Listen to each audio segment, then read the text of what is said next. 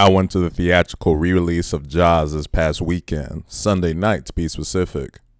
This re-release was in honor of the film's 50th anniversary. I've only sat down to somewhat watch this film once though, and that was in 2020, but I hardly remember anything from that viewing. So this was as if I was watching the film for the first time, which made this ideal for a re-release experience. There also ain't jack to watch in theaters right now as far as new releases. So this is as good a time for any for re-releases. Hence why Jaws was number 2 at the box office this past weekend. Specifically for Jaws, it's one of the most iconic and revered films of all time. Most are aware that this is the film that really gave Steven Spielberg his notoriety, as far as this was the first big-time blockbuster to come out.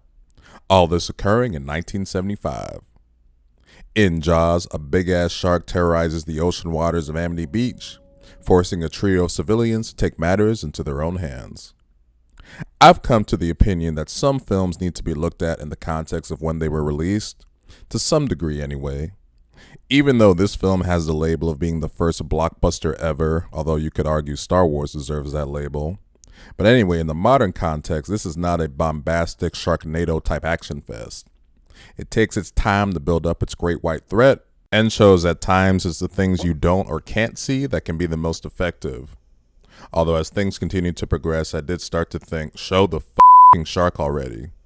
Although anytime that John Williams score gets going, it's impossible not to get hyped. And devour anything. It is as if God created the devil. That developing feeling of wanting to see some actual shark action leads to some pacing that I think's a little bit of a mixed bag. I thought there was great story pacing and escalation during the film's first half. That's everything up to and including the 4th of July beach sequence.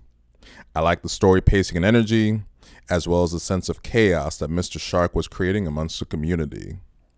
But it's when the main trio goes on the boating adventure to finally deal with Jaws that I think some of the pacing was a bit mismanaged. Their attempts to deal with Jaws became very repetitive, a little bit exhausting, and unfortunately the story felt very static, probably because the setting just completely stalled out for an extended period of time. 2 out of the 3 characters here really got on my nerves, which I was looking forward to either one of them getting devoured, with the exception of Roy Schneider, who was excellent here as the chief of police. It wasn't until the final confrontation that the film started to have the scale and epicness of a blockbuster, by 1975 standards anyway. I think the shark effects, of course the animatronic, look good, and it's impressive how they combine it with the ship destruction to create a nice final segment.